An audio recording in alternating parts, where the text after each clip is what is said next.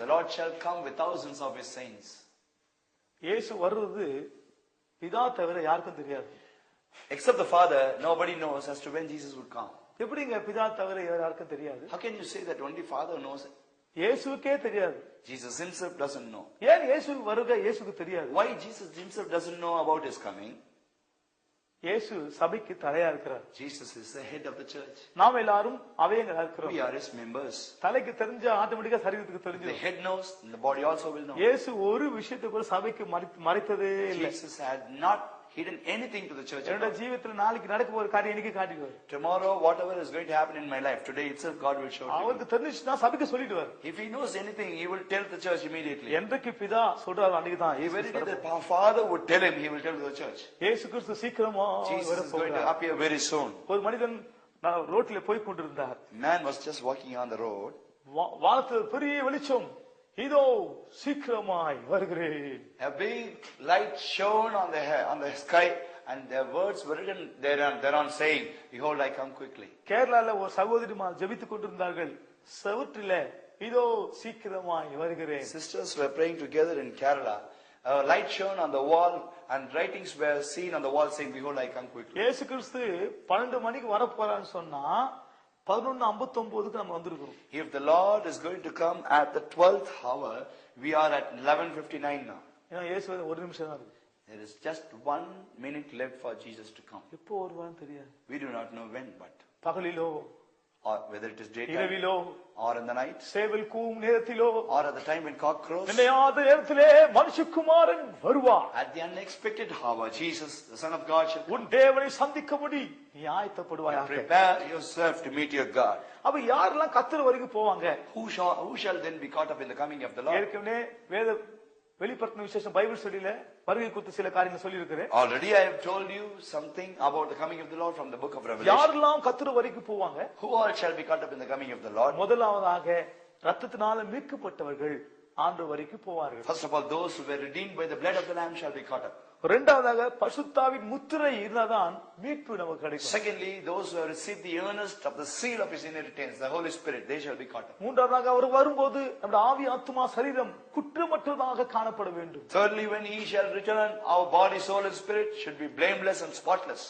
நான்காவதாக யாரெல்லாம் பாவம் இல்லாமல் அவளோடு காத்து கொண்டிருக்கிறார்களோ அவளை சேர்க்கும்படியாக இயேசு வரப்போகிறார். Fourthly, all those people who are waiting without sin, always eagerly waiting for him, only they shall be caught up. நல்ல போராட்டத்தை போராடினேன், ஓட்டத்தை முடித்தேன், விசுவாசத்தை காத்துக்கொண்டேன், இது முதல் நீதியின் கிரீடம் எனக்காக வைக்கப்பட்டிருக்கிறது. I have fought a good fight of faith, I have finished my course, I have kept my faith, and henceforth the crown of righteousness is laid up for me. எனக்கு மாத்திரமல்ல, அவர் பிரசன்னமாகுதலை விரும்பும் அனைவருக்கும் அதை தந்தருளுவார். Not only for me, all those who desire to see his appearance, to them also he will give. யார் கர்த்தர் வரைக்கும் எடுத்துக்கொள்ளப்படுவார்கள்? Who shall be caught up in the coming of the Lord? அவர் வரும் நாளை நீங்கள் அறியாதிருக்கிறபடினால் நீங்கள் எப்பொழுதும் விழித்திருந்து ஜெபிக்க வேண்டும். Since you do not know the time or the hour that he would come, always be watchful in prayer. ஆண்டவர் வரைக்கும் நீங்க போகணும்னு சொன்னா விழித்திருந்து ஜெபிச்சுனே இருக்கணும். If you ought to be caught up in the coming of the Lord, you should always be watchful in prayer. மாத்திரமல்ல, Not only that, 2 Thessalonica 4ஆம் அதிகாரம் 5ஆம் வசனம் வாசிக்கும். 2 Thessalonians 4th chapter verse 5 we read, கர்த்தர் தாமே ஆரவாரத்தோடும் பிரதான தூதனுடைய சத்தத்தோடும் வருவார். For the Lord himself shall descend from heaven with a shout, with the voice of the archangel. கடைசி எக்காலம் தொனிக்கும் போது, when the last trumpet of God shall sound, முதலாவது கிறிஸ்துவுக்குள் மரித்தவர்கள் the எழுந்திருப்பார்கள். dead in Christ shall rise first. பின்பு உயிரோருக்கும் நாமும் கர்த்தருக்கு எதிர்கொண்டு போகும். Then we which are alive and remain shall be caught up together with them in the clouds, எதிர்கொண்டு மேன்கள் மேல் அவரோடு கூட ஆகாயத்தில் எடுத்துக்கொள்ளப்பட்டு to meet the Lord in the air, இவ்விதமாய் கர்த்தருடனே கூட எப்போதும் இருப்போம். and so shall we be ever with the Lord. கர்த்தர் தாமே ஆரவாரத்தோடு வருவாராம். The Lord shall come with a shout. பிரதான தூதனுடைய சத்தத்தோடு இயேசு கிறிஸ்து With the வரப்போகிறார். voice of the archangel, Jesus is going to come. கடைசி எக்காலம் தொனிக்கும் போது, When the last trump of God shall sound, முதலாவதாக கிறிஸ்துவுக்குள் மரித்தவர்கள் எழுந்திருப்பார்கள். those who are dead in Christ shall rise first. முதலாவது யார் எழுந்திருப்பாங்க? Who shall rise up first? கிறிஸ்துவுக்குள்ளே மரித்தவர்கள் எழுந்திருப்பார்கள். Those who are dead in Christ shall rise first. அப்ப கிறிஸ்துவுக்குள்ள மரிக்கிறனா என்ன செய்யணும்? To be dead in Christ, what should we do then? கிறிஸ்துவுக்குள்ளே வரணும். We should come into Christ. கிறிஸ்துவுக்குள்ளே ஜீவிக்க We வேண்டும். should live in Christ.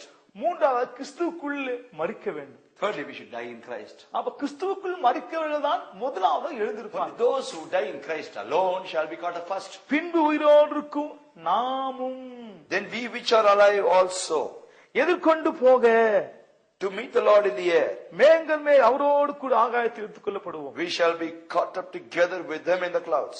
1 கொரிந்தியர் 15ஆம் அதிகாரம் 51ஆம் வசனத்தை என்ன வாசிக்கிறோம்? In 1 Corinthians 15 chapter verse 51, what do we read? இதோ ஒரு ரகசியத்தை நான் உங்களுக்கு சொல்லுகிறேன். Behold, I show you a mystery. இதோ ஒரு ரகசியத்தை சொல்லுகிறேன். Behold, I show you a mystery. நாம் எல்லாரும் நித்திரை அடைவதில்லை. We shall not all sleep, ஆகிலும் but கடைசி எக்காலம் துணிக்கும் போது in a moment, in the twinkling of an eye, ஒரு நிமிஷத்திலே in a moment, ஒரு இமை in பொழுதிலே the twinkling of an eye, நாம் எல்லோரும் all of us மறுரூபமாக்கப்படுவோம். shall be changed. இந்த இடத்துல இதோ ஒரு ரகசியத்தை உங்களுக்கு அறிவிக்கிறேன். Behold, I show you a mystery. அப்ப கர்த்தருடைய வருகை ஒரு ரகசியம். So the coming of the Lord is a mystery. இரண்டாவது நாம் எல்லோரும் என்று சொல்றார். Secondly, he says we shall all be changed. எல்லாரும் கர்த்தர் வருகையில போக முடியாது. All cannot be caught up in the coming. நாம் எல்லோரும் என்று சொல்ற பதம், The term which says we shall all be changed, யாரெல்லாம் ஆயத்தமா இருக்கிறார்களோ those who are prepared, who have prepared themselves, அவர்கள் தான் கர்த்தர் வருகையில் எடுத்துக்கொள்ளப்படுவார்கள். only they can be caught up in the coming of the Lord. ஒவ்வொரு நாளும் நமக்குள்ளே ஒரு ஆயத்தத்தின் வேலை உண்டாயிருக்க வேண்டும். Every day a work of preparation should happen in us. ஆகிலும் But கடைசி எக்காலம் துணிக்கும் போது at the last trumpet, ஒரு நிமிஷத்திலே in a moment, ஒரு இமை பொழுதிலே in the twinkling of an eye, நாம் எல்லோரும் we shall all மறுரூபமாக்கப்படுவோம். be changed.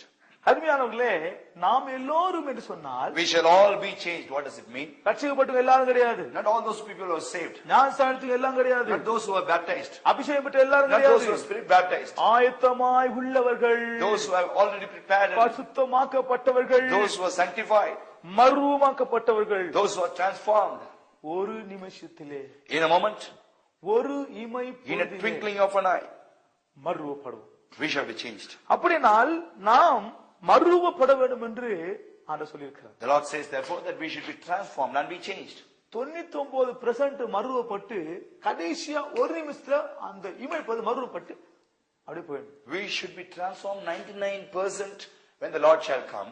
At the last moment, that 1% also should be transformed and we should be caught up. அப்படினால் ஒவ்வொரு நாளும் நமக்குள்ளே ஒரு மறுரூபத்தின் வேலை உண்டாயிக்கொண்டே. If that be so, every day this work of transformation should happen in us. அந்த கோழி முட்டைக்குள்ள எப்படி கோழி குஞ்சு உருவாகிறது, Even as you find the chicken being hatched inside the egg. 21 நாள் கழிச்சு அந்த முட்டையை உடைச்சிட்டு தான் கோழி குஞ்சு வெளியே வரும். After 21 days, this chicken will break open the shell of the egg and அது வரைக்கும் அது உள்ளே மறுரூபமாய் கொண்டே இருக்க வேண்டும். until that time, this chicken will be getting hatched inside the egg. அதே போல நமக்குள்ளே ஒரு மறுரூபத்தின் வேலை உண்டாயிக்கொண்டே In the இருக்க வேண்டும். same way, within us, a transformation work should keep on happening. எப்படி வண்ணத்தி பூச்சி அந்த கூட்டுக்குள்ளே இருந்து கடைசியா வெளியே வருவது, அதே போல நமக்குள்ளே ஒரு மறுரூபத்தின் வேலை உண்டாயிக்கொண்டே. Even as the butterfly keeps on transforming inside the cocoon and breaks open its shell and comes out as a butterfly, ஒரு we should be நிமிஷத்திலே transformed. ஒரு நிமிஷத்திலே இமை பொழுதிலே மறுரூபமாக்கப்படுவோம். In a moment, in a twinkling of an eye, we should all be changed. எப்படி நாம் மறுரூபமாக்க முடியும்? How we can be transformed? நல்ல ஆவியில நிறையும் போது நமக்குள்ள ஒரு மறுரூபம் உண்டாகும். As we get filled with the Spirit, this transformation will happen in us. எப்படி மறுரூபம் உண்டாகும்? How can we be transformed? நாம் பாடுபடும் போது அது மறுரூபமாகும். The more we suffer, the more we are transformed. ஆவியில நிறையும் போது நமக்குள்ளே மறுரூபம் உண்டாகும். As we are getting filled in the Spirit, the transformation work will take place in us. மகிமை மேல் மகிமை அடையும் போது நமக்குள்ளே மறுரூபம் உண்டாகும். As we are changed from glory to glory, this transformation takes place. இயேசு கிறிஸ்து அந்த மறுரூப மலையிலே அவர் ஜெபித்துக் கொண்டிருந்தார், மறுரூபப்பட்டார். On the Mount of Transfiguration, Jesus was praying and he was transfigured. நாம் ஜெபித்துக் கொண்டே இருக்கும்போது நமக்குள்ளே ஒரு மறுரூபத்தின் வேலை உண்டாகும். As we keep on praying, this transfiguration work will take place in us. அருமையான சகோதர சகோதரியே, இமை பொழுதிலே நாம் மறுரூபப்பட வேண்டும். Brother, sister, in a moment, in a twinkling of an eye, we should all be changed. நினையாத நேரத்திலே மனுஷகுமாரன் வரப்போகிறார். At an unexpected hour, the Son of God shall appear. திருடனை போல இயேசு வரப்போகிறார். Jesus is going to come as a thief. நான் போற இடத்துல நான் சொல்லணும்னு ஆசைப்படுவேன். And wherever I go, I always decide to say this. இயேசு கிறிஸ்து திருடனை போல Jesus வரப்போறார். shall come like a thief. திருடன் சொல்லிட்டா வருவான். Will thief inform us before coming? அருமையா சகோதரனே, இன்று இரவு 12 மணிக்கு உங்க வீட்டுல திருட போறேன் அப்படி சொல்லிட்டா வருவான். Will he ever inform you saying, beloved brother, tonight I'm going to come to your house at 12 o'clock to steal your things? இல்லாத நேரத்துல வருவான். Unexpected. However he will come. திருட அதுக்காக வரான். Why does a thief come? வீட்டுல இருக்கிற பெட்டி பொருட்களை எடுக்க வரான். Does he come to take away or steal What ordinary things? ஓட்ட பக்கெட் ஓட்ட சட்டி எடுக்க வருவான். Does he come to take the broken bucket and the broken pots? திருடன் முதலாக வீட்டுக்குள்ளே அவன் பிரவேசிப்பான். Firstly, the thief will enter into the house. அவன் பீரோ கிட்ட போவான். He will go near the cupboard. Bureau திறப்பான். He'll open the cupboard. அந்த பீரோக்குள்ள ஒரு cupboard இருக்கும். And inside the cupboard you see the safe locker. அந்த அறைக்குள்ளே இன்னொரு அறை இருக்கும். And inside that safe locker you will have a small treasure அந்த box. அறைக்குள்ளே இன்னொரு அறை இருக்கும். And there will be another small box within that box. அந்த அறைக்குள்ளே ஒரு பெட்டி இருக்கும். And there will be a small purse within that. அந்த பெட்டிக்குள்ளே இன்னொரு பெட்டி இருக்கும். And there will be another small box inside that. அந்த பெட்டிக்குள்ளே இன்னொரு பெட்டி இருக்கும். And there will be another box inside that. அந்த பெட்டிக்குள்ளே இன்னொரு பெட்டியும் இருக்கும். And there will be another box inside that. அந்த பெட்டிக்குள்ளே ஒரு கர்ச்சீப் இருக்கும், துணி. And there will be a small kerchief within that small. அந்த துணிக்குள்ளே இன்னொரு துணி இருக்கும். And inside that kerchief another kerchief. அந்த துணிக்குள்ளே பிரிச்சா And if you open the small kerchief, பொன் இருக்கும், there will be gold, மாணிக்கம் இருக்கும், rubies, வைடூரியம் இருக்கும், diamond, முத்து இருக்கும். and there will be pearls. திருடன் அதுக்காக வரான். Why does a thief come? அந்த விலையேறப்பட்ட பொருட்களை திருடும்படியாதான் திருடன் வரான். To take hold of the precious article, the stone, he comes. இயேசு திருடனை போல வர போகிறார். Jesus is going to come like a thief. யாருக்காக வர போகிறார்? Whom? யாரெல்லாம் பொன்னை போல ஜொலிக்கிறார்களோ, Whosoever shall glitter like the gold. யாரெல்லாம் மாணிக்கத்தை போல ஜொலிக்கிறார்களோ, Whosoever shall glitter like the diamond, வைடூரியத்தை போல ஜொலிக்கிறார்களோ, or like the pearl, முத்துகளை போல or பிரகாசிக்கிறார்களோ, like the pearls, அவர்களை சேர்க்கும்படியாக இயேசு வர போகிறார். to take them up, to carry them up, Jesus is going to come. இயேசு இன்றைக்கு வருவாரானால் If Jesus will ஏற்றுக்கொள்ள come ஆயத்தமா today, இருக்கிறையா? are you prepared to be caught up? 2 நாள், 1 மாதம், 1 வருடம், 2 months, 2 days, 1 month, 1 year. மேகம் எழும்பும். The cloud shall go up. எல்லாம் உடனே பாலை புறப்படுவார்கள். And immediately they will disencamp from the place. இயேசு மேகங்களே வர போகிறார். Jesus is going to come with the clouds. அநேகர் எடுத்துக்கொள்ளப்பட போகிறார்கள். Everybody will be caught up. தேவனை சந்திக்க நீ ஆயத்தப்படுவாயாக. Prepare yourself to meet thy God. கர்த்தர் உங்களை நேசிக்கிறார். The Lord loves you. இன்னும் இந்த ஆசிரியர் கூடாரத்திலே நான் கொஞ்சம் தான் ஒரு சின்ன கொஞ்சம் தான் சொல்லியிருக்கிறேன். I have told you a little bit in this tabernacle. இன்னும் அநேக விஷயங்கள் இதுக்குள்ள அடங்கி இருக்கிறது. There are many things hidden more. இந்த ஆசிரியர் கூடாரத்தை படித்தோமானால் பரலோக காரியங்களை நாம் விளங்கிக் கொள்ளலாம். If we read about this tabernacle, we can see the things which are in heaven. இந்த ஆசிரியர் கூடாரத்தை படித்தோமானால் பரலோக சத்தியங்களை விளங்கிக் கொள்ளலாம். If you read about this tabernacle, you can understand the truths in heaven. அது பரலோகத்தின் சாயலுக்கும் நிழலுக்கும் ஒத்திருக்கிறது என்று வாசிக்கிறோம். We read that it is a pattern and unto the likeness and to the form of heaven. நாமே ஆசிரியர் கூடாரமாக மாற வேண்டும். We ourselves should become like the tabernacle. நம்மை சேர்க்கும்படியாக இயேசு வரப்போகிறார். To gather us together, Jesus is going to come soon. கர்த்தர் தாமே உங்களை ஆசீர்வதிப்பார்.